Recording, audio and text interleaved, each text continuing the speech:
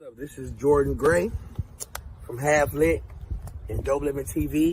Hey, this your boy Don Ritchie representing the Midwest 219 Stand Up. Hey, what's up, y'all? It's Lamar Tate. This is your girl, Monifa. Hey, what up? It's your man, Dave Hollister from Blackstreet. You know what this is right here. This Trigger Trench in the building. Hey, what's up, y'all? This is your boy, Jason Weaver. And whenever I'm back home in the Chi, I'm checking out Dope Living TV. Hey, it's your girl, Adina Howard, and you're watching Dope Living TV, live with Greg Gray and the crew.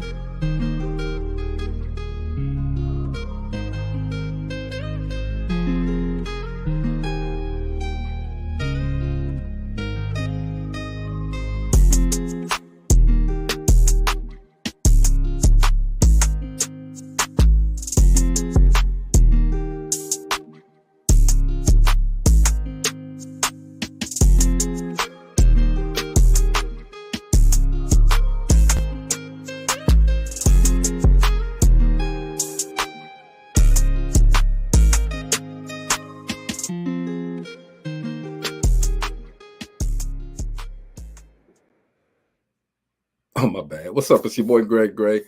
This is Dope Living TV Live. Let me start off by saying the views that are expressed on this Dope Living TV Live are not necessarily the views of Dope Living TV or its affiliates. Well, today we are supposed to have a Chicago legend, man. He's been around for a minute. He's a comedian. He's an actor. He's a playwright. He's a producer. He's a director. And he's a stand-up comedian. And this guy, he's been around. I believe this. He's been around since he was 19 years old. Started comedy when he was 19 years old. And he says that he's never had a regular job. No, I guess the regular job is like the 9-to-5 jobs. Okay, he says comedy is what he is. He's been on BET Comic View. He's been doing everything for a long time. He's done a couple of films that he's produced. I Fell in Love with a Crackhead, and a couple other things. All right, and he's just all around good guy, number one, and funny as hell. All right, Obi, what's up? What's up, man? I'm chilling. Oh man, just running a little behind, getting in the house. Oh, it's all good. You know how we do, man. We can talk through a storm, bruh. Huh? We can talk through a storm. Man, y'all check out this Half Lit, man. Half Lit is the other brand. Dang, I need to get one of them. That's the other brand, man. This is my son's group, Half Lit. Him and Colin Smith, man, they doing the thing out there, making a name for themselves.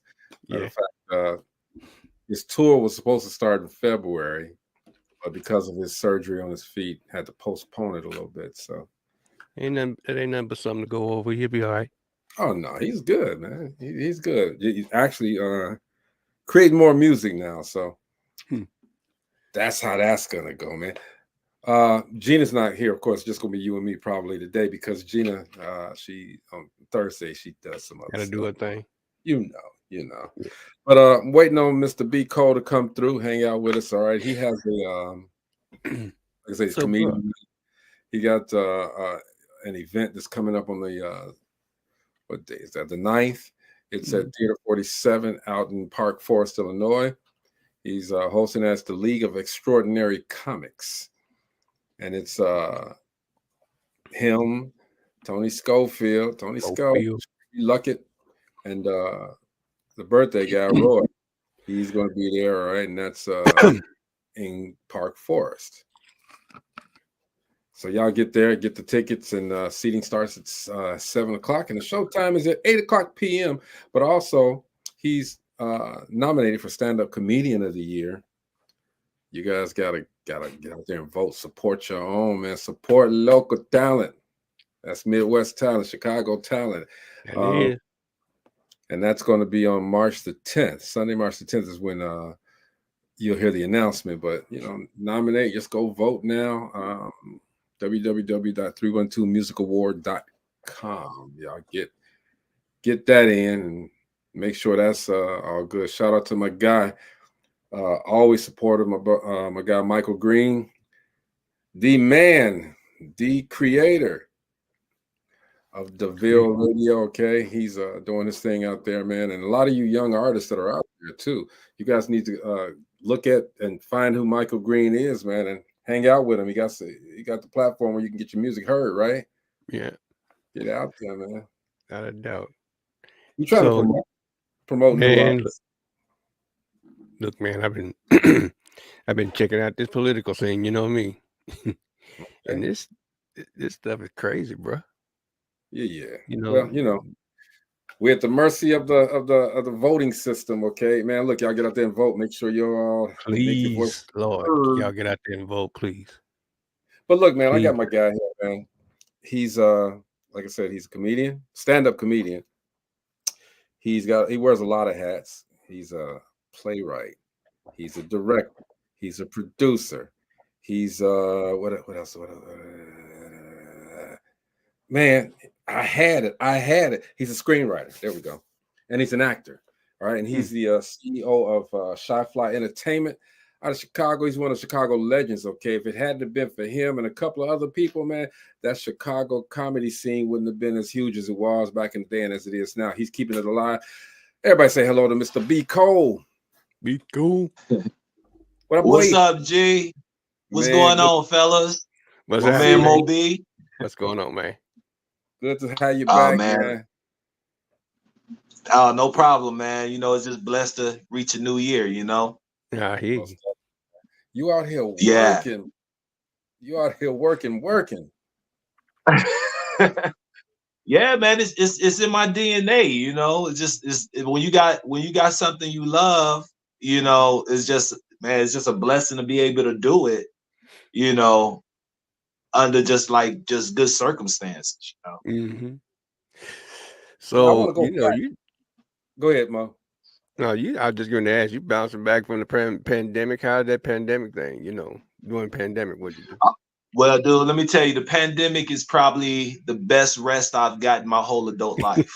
You know, because I started doing comedy at 19 years old in 1991, and you know, as being in the business and the industry, and when you try to go without Hollywood's help, you know, when you do stuff independently, it's a constant grind. Yep. And you know, with me, my head be to the ground, and I'm just constantly doing something. I'm working. Where I look up, it's a new year, you know. Yeah. And I never had the time to really stop and smell the roses and look at all my accomplishments until the pandemic. You know, wow. I was able to rest, relax, then look at the trail behind me that I left behind. And man, you know, so I gotta say the pandemic was real beneficial for me. Say you woke up and eyes was clear. You know, some of the same people that I know, man, and I've seen some come and I've seen some go. What do you attribute to your longevity, man? You know what? Just minding my own business, man, and keeping just. I've learned this in an early part of my career. Just stay out of people's business and keep your mouth closed.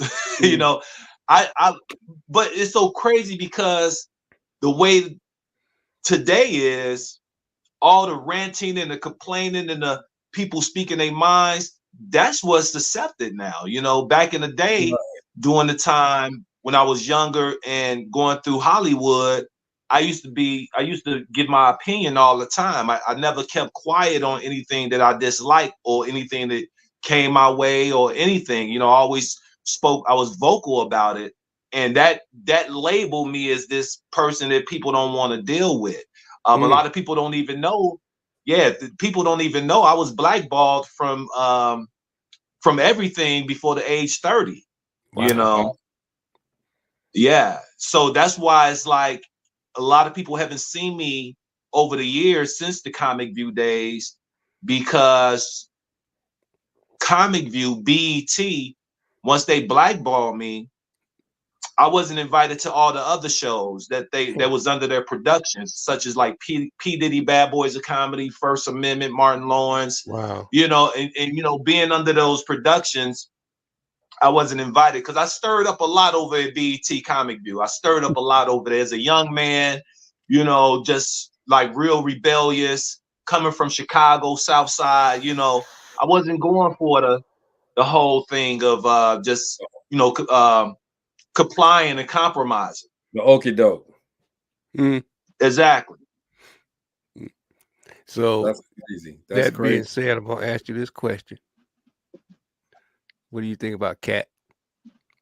Oh, Cat, you know what? Cat is very cool, man. I met Cat. Cat introduced himself to me back in the 90s before Cat Williams was Cat Williams. His name was Cat in the Hat. And I met him outside the comedy club, and he was passing out his flyers for his show. And we had a conversation, and that was the only time I encountered with Cat Williams. Because when he introduced himself to me as a fan, B Cole fan, you know, because like I said, at that time, BT Comic View was huge and everything, you know. And the next time I saw Cat, he was on the movie Friday, and you know, the rest is history. But what he's done at the beginning of the year on Club Shay Shay, I'm happy he did it because he's opened the door for a lot of comedians to come and speak their truth, you know, without it coming off as like bitter, jealous, or just being petty, you know.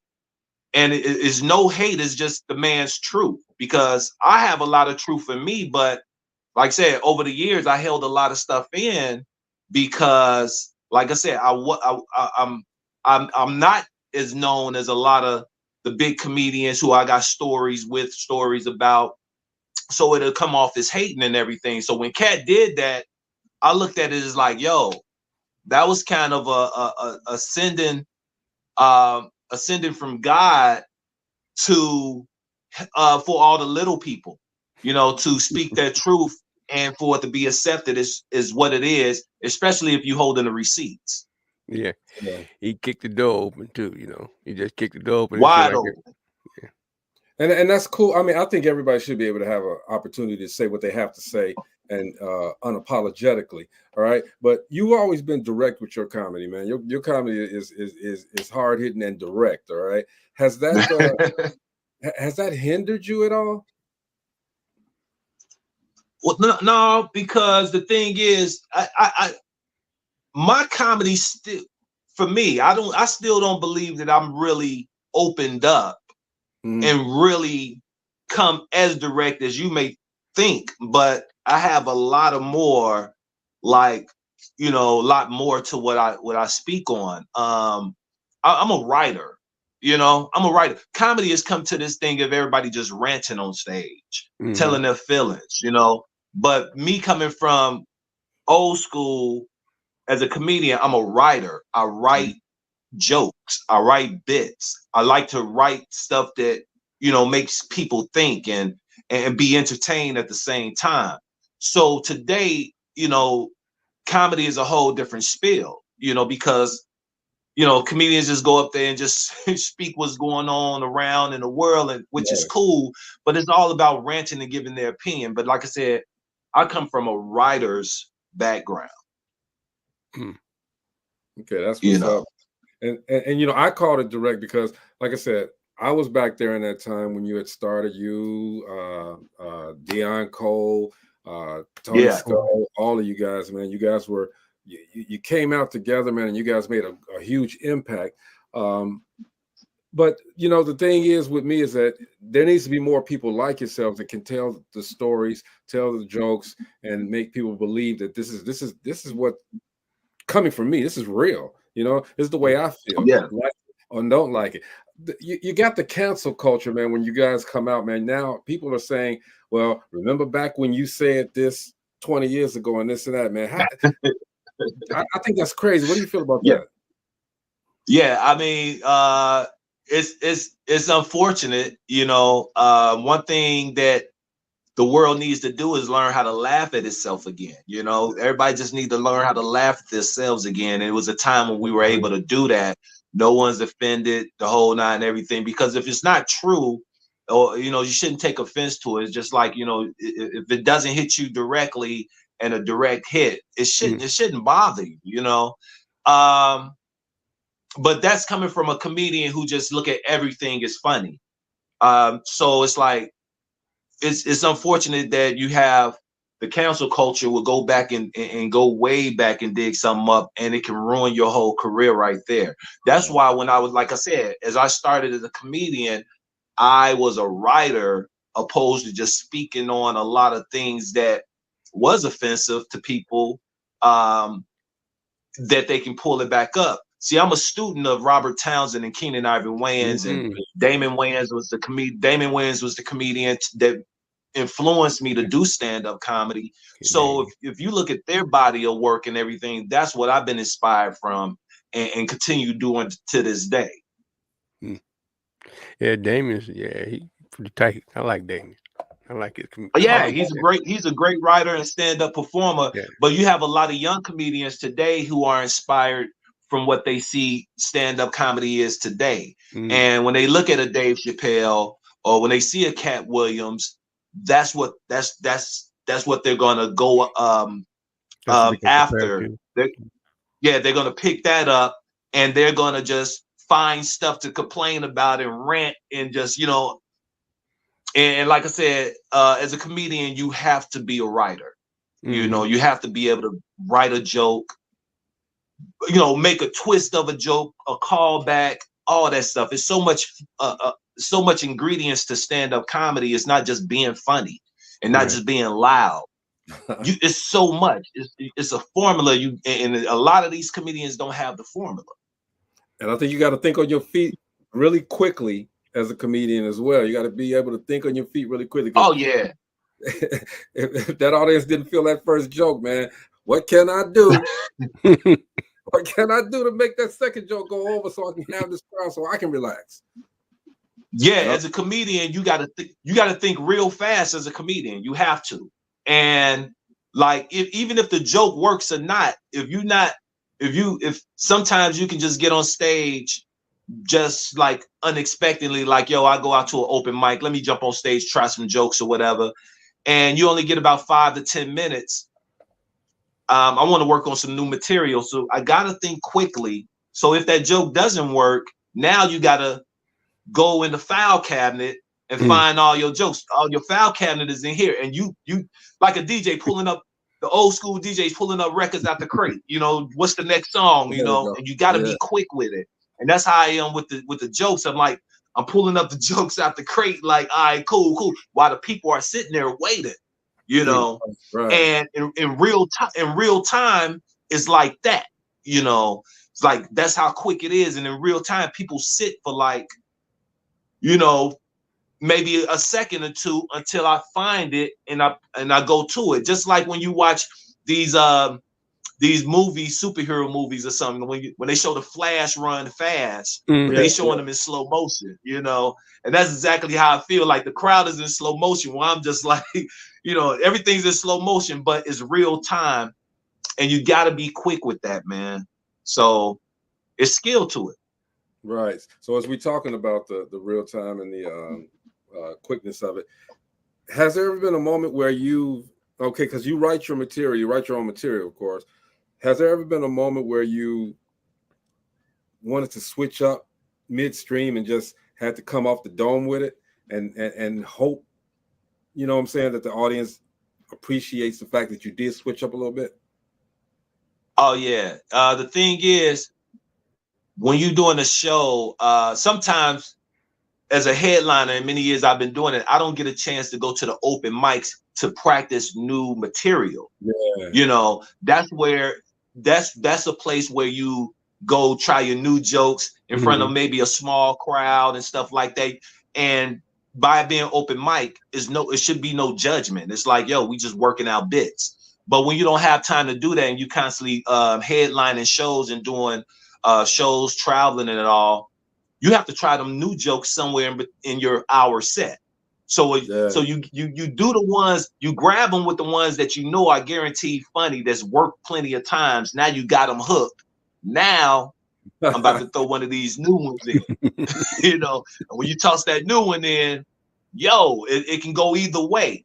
Right, But right. if you riding the wave, if you riding the wave from the previous jokes and they're doing well, you just got to know how to put that in there, because comedy is all about timing as well. Yep. You know, you It's like gotta mixing music. you gotta put it in, but you gotta know how to time it as well. You know, so sometimes it works, sometimes it doesn't, but you're forgiven because you've been funny for the past 20 minutes. You know, and you throw some new stuff in there, but you get right back to it to bring it back up. Yeah, that's what's up. So you've been doing this since you was 19, and I read somewhere that you said you never had a regular job. Man, okay, one regular job, Blockbuster Video, for 3 months. Oh, you going back.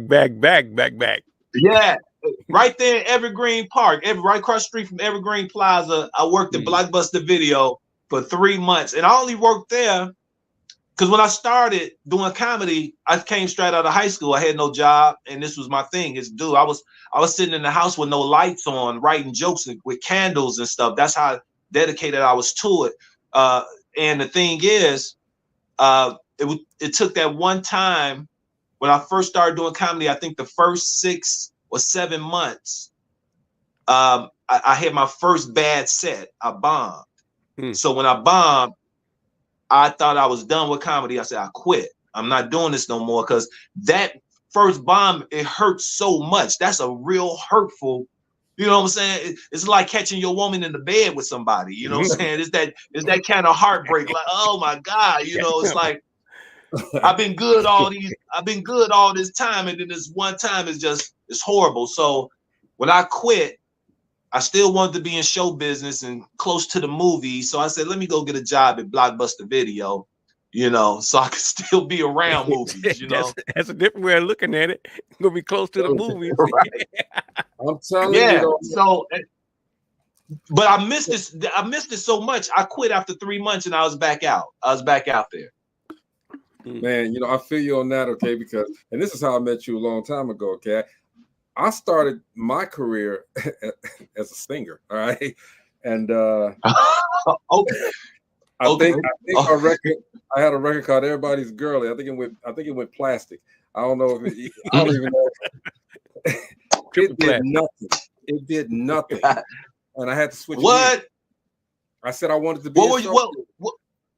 What clubs were you performing at? Were you hitting some venues? Man, what the record label did was Atlantic Records. What they did was they sent me to Florida, right, to do a radio tour. They was getting ready to push it, and it was going to start on the East Coast. So, long story short, I got down there. They played the song on the radio. It was a terrible song. I ain't gonna lie. Went down there on the radio, and I get a call at the radio station saying, "Hey, Greg, we sorry to inform you, man, but we're gonna have to drop your contract." And I'm like, "Why?" Because we want to go with a group with name recognition. I'm like, well, damn, you know. So we're gonna send you some money to get back home, but you know, our dealings are over. The group that took me, notice it was Atlanta Regular. The group that took me out was Levert. All right. So wow. I said, man, I got to come home and I got to do something. So I started a little dance show. Tried to be a little Don Cornelius. That worked out real well. I bet you didn't play Casanova on that show at all. Oh hell no! Come on. I ain't played no Casanova. Like, don't bring no Levert songs in this show. I played no songs that began with the letter L. None of it, man. I said, forget that, man. But, I don't even want to hear Daddy. Okay, so wow. So you started your own dance show, like Soul Train. I did. Like Soul Train it couldn't have been larger than a closet, man. This place, when I had about 13 people. I was trying to find a picture of what it looked like. Had this little painted sheet up on the back wall, and everybody dancing. The cameraman just went around and made it look real good. All right, but then ended. I was going to try to start back when BET started and back when MTV was getting ready to pop. I started music videos. I started to throw music videos into the show, and it popped up from there, man. I just started getting all of the music videos from the labels. Found a place that I could produce it from. Then I started saying I didn't want to be in the studio like MTV or BET. I wanted to go out to the people, which is how I met you a long time ago. Okay, came out to a couple of shows, saw you and Deion Cole. You guys were together at the time that I met you, and okay, it was just love from that point forward, man. Chicago. I'm from Gary, but Chicago showed me so much love, man. And then the rest is history. Oh yeah, This ain't about yeah. me, about you. It ain't about me. It's about you. Yeah, Gary real close to Chicago. That y'all Chicago. It's like we always welcome in Gary, Indiana, man. No doubt. Home of Michael Jackson, of course. Respect. Exactly. But you know what, bro? Mm-hmm. But G, you like myself, I've done a lot of projects that I've done where I was ahead of my time. Mm-hmm. And right now, man, today there's no dance shows out here, man. There needs to be another Soul Train. Honestly, man. But how can we do that? Because they don't dance like we used to dance back in the day. Well, but you know what? All them dances they do on TikTok, that can be right on your show. Let all them TikTok that's a good way to start dances be on your show. That's a good way to start it. And see, the thing about it is, you got to remember, we had music to dance to. I mean, it was a different time. Everybody, all the music that came out was danceable. I mean, now, like I was telling another guest who was talking about, well, they don't dance no more. I said, nah, it's like pimp hoe shit now. They want to shake it in front of, No, it's like I took my son when he's 29 now, but I took him to a party. I was a chaperone at the party, man. And I'm hearing this music going, I'm used to the music because he's a rapper himself. So I go in, man, and they dancing. Now it's two guys holding this one guy up, leaning back like that, and this girl comes and she just twerks on him. And that's the dance, right? And I'm like, what the hell is going on? That's what I'm talking about. Today you can get somebody, a girl, to jump in the air and come down on the guy into a split, and man, like y'all breaking something on the floor, man. It's like that's real breakdancing right there. Yeah, really breaking bones, and I don't know, man, but something needs to be for our culture, and especially for the younger generation, man. It's nothing new under the sun. We need to kind of bring back all those type of shows that we had and that we admired as young people and influenced by, man. Because who wasn't into Soul Train? Well, we saw all our favorite singers and rappers, and then we saw the best dances on there, the Soul Train line. So it's like, man, we need something like that again. But you remember, because you remember. Go ahead, Mo. It kind of see. I used to be out there at the skating rink, and they had DJs back then at the skating rink, and then in the G, had Screaming Wheels, and they had two plaplaces to dance. You know what I'm saying? And two places to skate. So I mean, you got your skate on. I came out to Screaming Wheels. Yeah, you know that. Yeah, I came out to Screaming Wheels a lot of times. Jimmy Buck. Yeah. But we used to get bussed from the south side of Chicago to Screaming Wheels like I think once a month. The neighborhood would go out there, and man, we'd have a blast. Y'all went past Mark. I remember that was the first time I saw. I mean, not saw, but I heard the song "Push It" by Salt and Pepper. Yes, sir. Was in Screaming Wheels, and it was like push. I was like, man, what's this? It was off the chain, Yeah. But yeah, man, Screaming Wheels was the joint, dog. I missed that spot. Yeah, shout out to Screaming Wheels. I think if you want to reintroduce dancing, you're gonna have a place like that. Yeah, it's different now, man.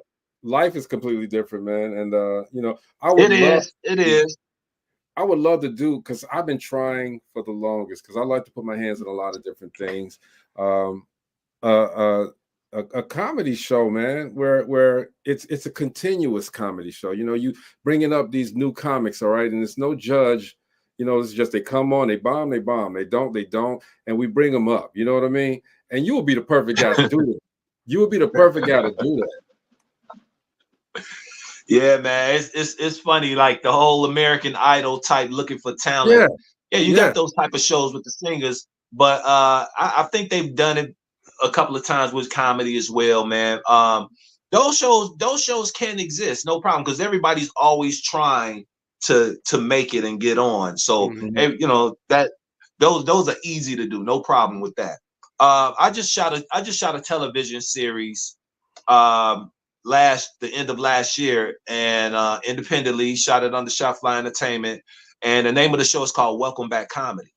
And Welcome Back Comedy is, yeah, it's a 30-minute episode with a host and 3 comedians, just going back to the basics, you know, like Comic View and Def Comedy Jam. Yeah, So I yeah. just want to bring that element back because as I started comedy, I seen the whole evolution of comedy and where it is now, and it's not, and no shows have just the plain original ingredient, just stand-up comedy. Now they got skits involved, they got a lot of, you know, improvisation, all that stuff. So it's basically just, man, Welcome Back Comedy just makes the statement right there. Welcome back.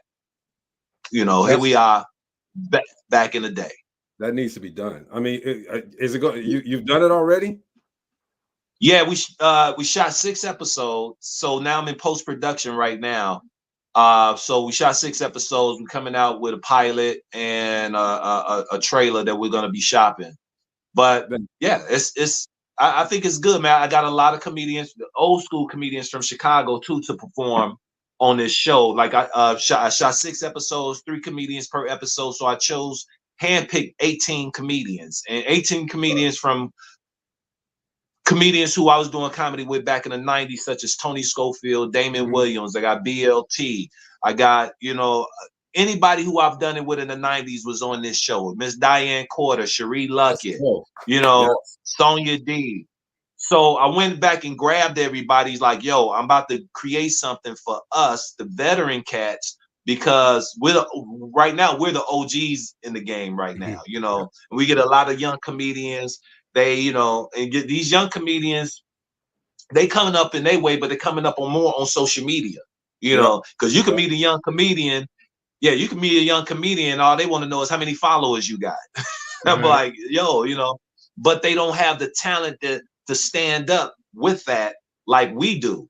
So Welcome Back Comedy, you just gonna see a lot of good stand-up comedy as this show progresses, because a lot of these young comedians, they don't have a lot of older OG comedians to look up to, because they're looking at each other. They watching these sketches on social media. So they just do what they see and it stay at a level. When we were younger, we all 3 of us on here, we loved our older stand-up comedians. When we were kids, we were listening to Red Fox. We were listening to Richard Pryor. You know, and they were saying stuff we didn't understand, but we just getting educated. So when we experienced them type of things in life, we got the blueprint from Richard, you know, and Red, and you know, others go, you know, other comics, man, such as Eddie Murphy and Chris Rock. So that's the type of influence I want a lot of these young comedians to have from the older comedians, getting educated, even if they don't understand it, and still laugh and find something funny in it, but quite don't understand because they haven't experienced that type of thing in life yet. They'll get it once it happens, you know, like it was for us when we were young. Yeah, you're right, man. We used to love. I know. I used to sneak and listen to Richard Pryor, but oh yeah, we were in grade school. You know what I'm saying? And like, I think I was younger than that because we were listening to Richard Pryor so much, and then when Eddie Murphy came out with Delirious, that kind of made everybody shift to Eddie. Yeah, you know, because with Eddie Murphy Delirious, I heard the LP, I heard the vinyl record before I saw the show. Right. So, because my friend, his house was like the club. His house was the hangout. You know, we were in the basement, and he had the cool young parents, and the young parents used to give us the Richard Pryor records and stuff. It set us still, and it set us in a circle listening to Richard Pryor for hours. Therefore, our parents knew what we were. Right. You know what I'm saying? Right. We weren't Right. running the streets. We was listening to Richard Pryor. So therefore, the same parents, we've been listening to Richard so much, the same parents come home with this fresh, new, in the plastic Eddie Murphy vinyl record. Delirious. I mean, take that Richard Pryor off. Put this on, you know. And we knew Eddie Murphy from Saturday Night Live. So this was a shock to us, like, whoa, he got stand up. And man, when we put that thing on, man, oh, bro. And I remember because I was in 4th grade at the time. Wow. So I was in 4th grade. So by me being in 4th grade, I was like 10 years old listening to Eddie Murphy Delirious. But prior before that, no pun intended, before that, I was listening to Richard Pryor. Mm-hmm. And I had to be, and that was before 10 years old. That was in between 5 and 10. Yeah. You know, that's crazy. It just made me, it just dawned on me how young I was listening to these comedians. Yeah. And a lot of stuff they said sticks with me to this day. They were funny. Al Greer said Eddie Murphy was a big fan of Richard Pryor and all the Wayans brothers. All the Wayans brothers, yeah. Shout out to Al Greer. He's a Chicago radio legend. Yeah, I think any good comedian is a fan of other good comedians or great comedians, you know. Someone who respects the art, someone who like I said, go back to as a comedian being a writer, and you know what I'm saying? Those are the type of things that a good comedian looks for in someone as a great comedian. You know, you got to have all the elements in a stand-up routine for me to really give it its props. Yeah. No, and like I said again, man, you one of the guys you're one of the architects of the Chicago comedy scene. So shout out to you for giving us this masterclass on the comedy. Bringing it up to 2024, man. You got some things that's going on, man. Like this right here at the Theater 47, Friday, February 9th. It's at Theater 47. It's Shot Fly Entertainment, your entertainment company. The League of Extraordinary Comics. You got Tony Schofield, you got Sri Luckett and Roy there with you, man. Tell us about that show. Yeah, man, the League of Extraordinary Comics, I've come up with that many years ago because the thing is, you know, by me doing this comedy since the 90s, I've seen everybody come into the game. Everybody, you know, it doesn't matter. You can name anybody who's doing comedy. I've seen them come into the game. When I came into the game, that's when like Tony Schofield and Kenny Howe, George Wilborn, those my big brothers, you know, but like under them, it was me, Damon Williams, Deion Cole, Corey Holcomb. It was all of us, Corey Holcomb, you know, so with me seeing everybody come into the game, I've seen a lot of comedians who I thought was funny but wasn't part of the in crowd. You know, it's a lot of cliques inside the comedy game. So by there been a lot of cliques in the comedy game, it was the popular comedians, and you had comedians who weren't getting booked on shows, who weren't invited to certain things because they just wasn't part of the cool kids. But my thing, I come up with the League of Extraordinary Comics because these are the misfits of the in crowds, you know, the outcasts, you know, just like the X-Men, you know, who are not accepted into society. So that's why I came up with the League of Extraordinary Comics, because these comedians deserve some shine and need to be looked at because they're actually funny, but by they're not being part of the cliques or invited to the reindeer games, they don't get that exposure. So that's what I do with my brand, the League of Extraordinary Comics. And then, like I said, I'll put somebody on, like my big brother, Tony Schofield is on the show. Put him on because like he's a legend in Chicago in comedy, period.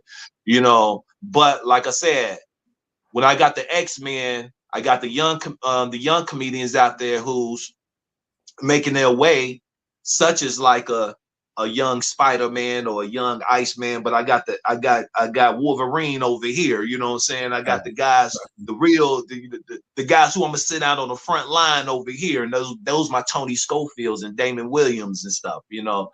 So I just look at it like that, man. That's what the League of Extraordinary Comics are. It's at Theater 47, and this would be a different show than just a stand-up comedy show because it's gonna be more into it. We're gonna incorporate some sketch comedy on the big screen, just like format like the Dave Chappelle show. You'll see some stand-up comedy. Then we're gonna take you to the screen and see a comedy sketch, and then also too after the show.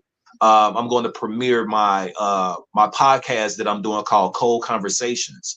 And Cold Conversations is going to take place right after the comedy show in front of the live audience. And I'm going to bring the comedians back out and we're going to discuss some topics as they are displayed on the big screen behind us. And then that's going to be the my podcast premiere. Oh man, that's what's up. We got the exclusive. So man, I encourage everyone to come out to this show, man. It's gonna be something. It's gonna be an experience. It's gonna be very good, man. So, and Theater 47 is real nice, man. It's a nice 200-seater. There's not a lot of seats, man. It's 200 seats. So please get your tickets, man. Tickets are going. They're $25 each, man. Y'all come on out and call the number for more information. The number that's on the flyer. Yeah, we've actually had the owner of Theater 47 on the show before, man. He's doing a lot of great things out there, and I think that's a perfect place for you to do this, man. That phone number 70. Yeah, John.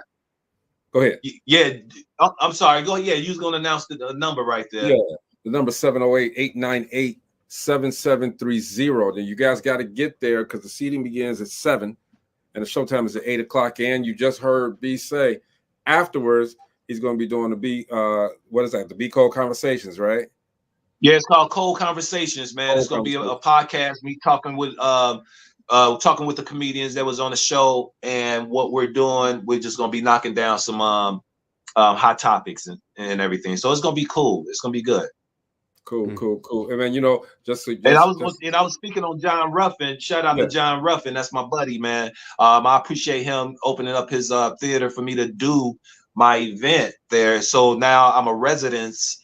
I have a residency over at Theater 47 once a month, man. So you guys make sure you come out. It's going to be every second Friday, and you guys come out and man, just see something different. Like not just stand up, but like I said, just because like it's a theater. Like John Ruffin do Broadway plays in his theater, So he got the lights, he got everything, he got the sets, he got the.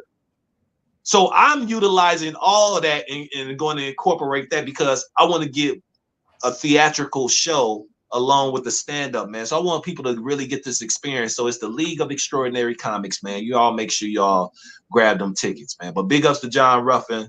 That's my guy.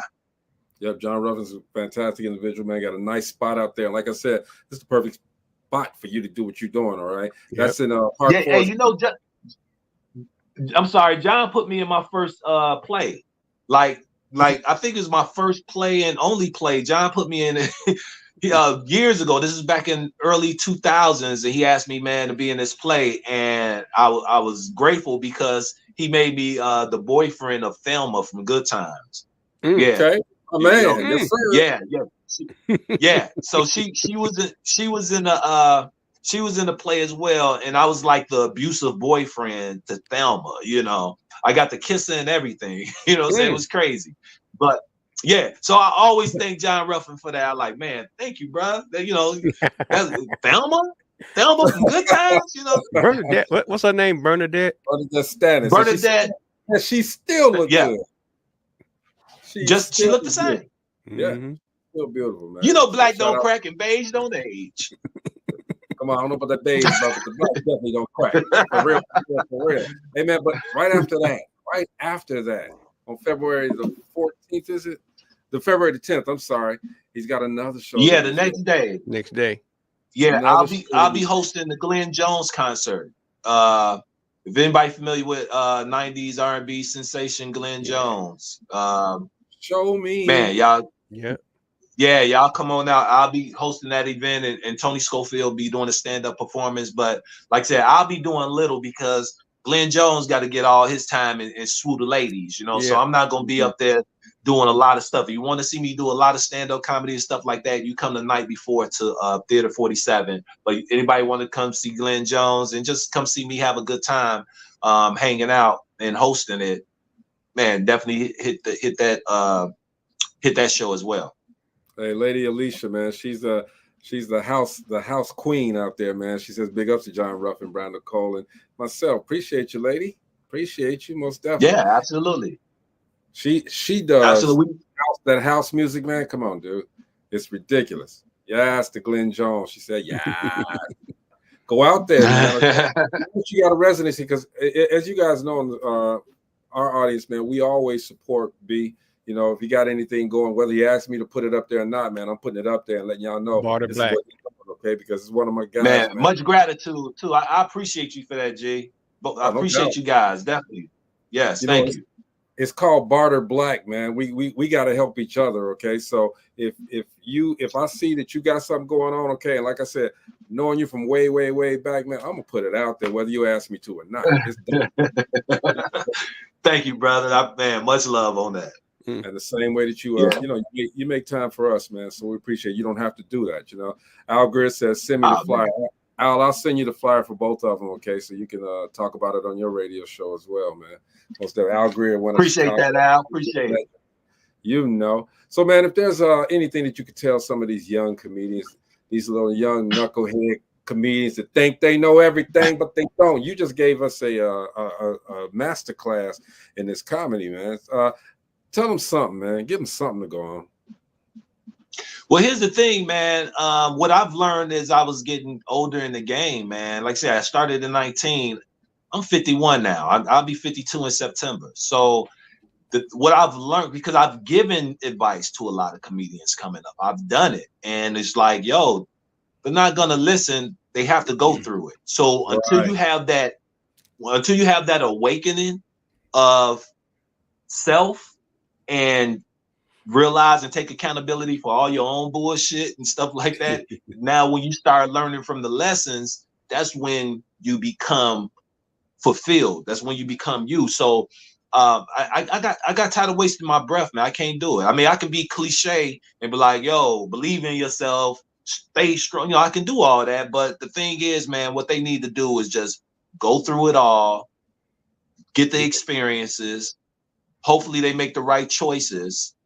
And that's where their life is going to be led through them choices and end up to a point where you'll be. And that's just what it is, man. I can't really, say too much else. No, I get it. I mean, I knew you weren't gonna sugarcoat it. I mean, you can't, because that's like you said, it's cliche, man. It's cliche, stay in school and make sure that you do this. Right. Come on. You pray. Right. Don't do drugs and all that, but the thing is, you got to go through it. The thing I would say is like, man, just try to stay independent as much as you can, man, because as you all know, as time goes, a lot of Hollywood secrets are being exposed. You know what I'm saying? A lot of people are seeing Hollywood for what it is now. So hopefully no one even has to tell you, don't even go that route where you can see yourself. But, a lot of people, they will compromise their morals and everything to just get it, But the thing is, man, that stuff in the long run is no good. Like I said, I've witnessed a lot of stuff. I've seen a lot of stuff. I have friends. I can't even call them. I don't know if I can call them friends anymore, but they're millionaires now. They're out there. They're in the business. They signed the contract. They got the bag out there. So it's just like, man, it's, you got to make that decision, And like I did, I made the decision a long time ago, but it's a harder climb to the top. But man, I can sleep good at night. I can look myself in the mirror. You know what I'm saying? Yeah. I got all that. I feel good, man. I can be good around my family and loved ones and stuff, not feeling ashamed and being worried about if something about to come up from my past, or somebody holding these secrets that holding over my head, once I've seen the whole lynching of Bill Cosby's character, that kind of made me like, yo, what, why I want to be involved with them when they can just hit me at any time? They'll wait till I become 90 years old and then hit me. You know what I'm saying? Right. It's like, yo, they knowing all this, they know this about Bill Cosby, all his, career and stuff like that. Not condoning anything he's done, but just the fact that, man, they waited all this time to really attack him because it was his time to be attacked.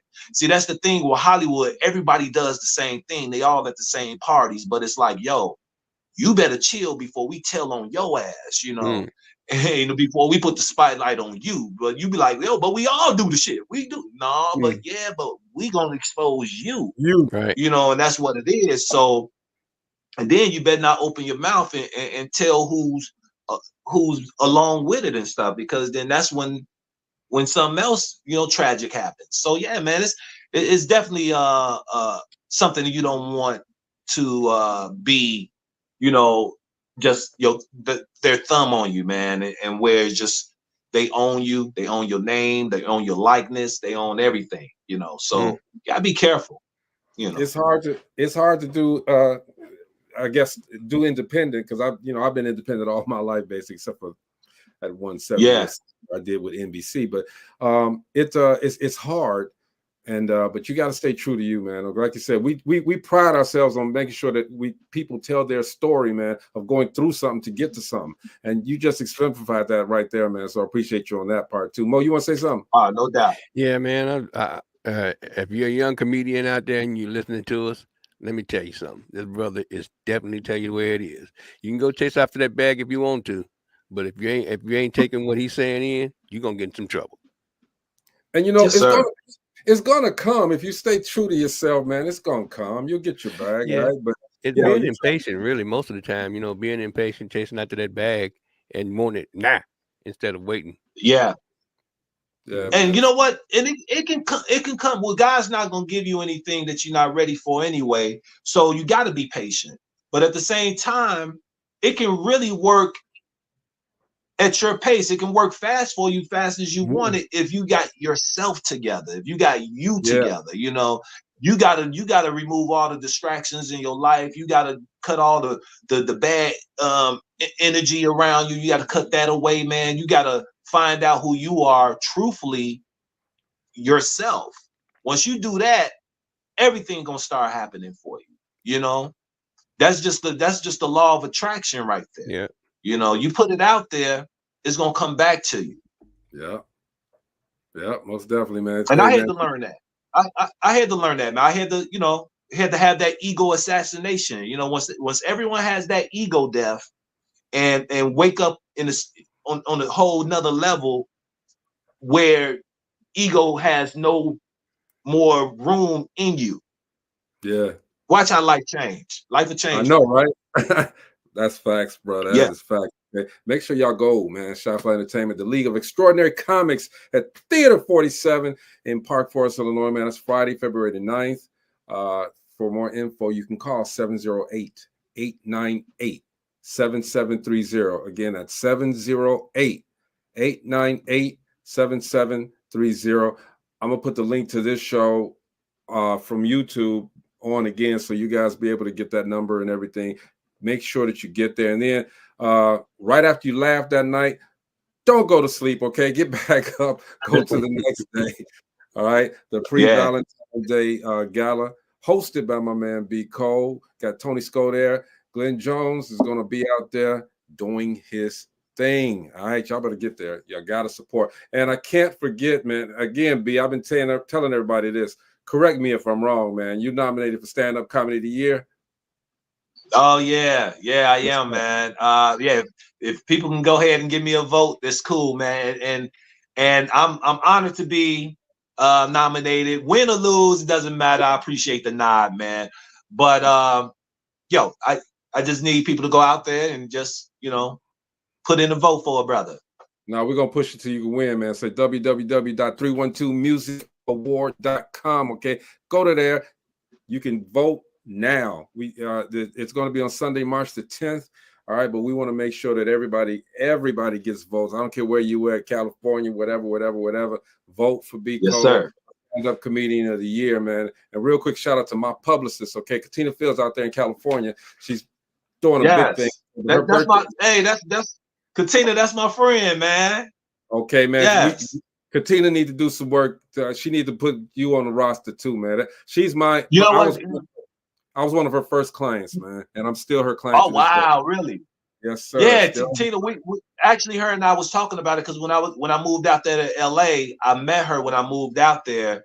But I was only out there for 6 months because COVID hit. And then once COVID hit, I came back to Chicago. But her and I, we building a relationship, a business relationship on that. And we were already talking in that direction. But I've been seeing her progress since the pandemic. Like, man, she's been doing a thing. And I know her birthday party is coming up.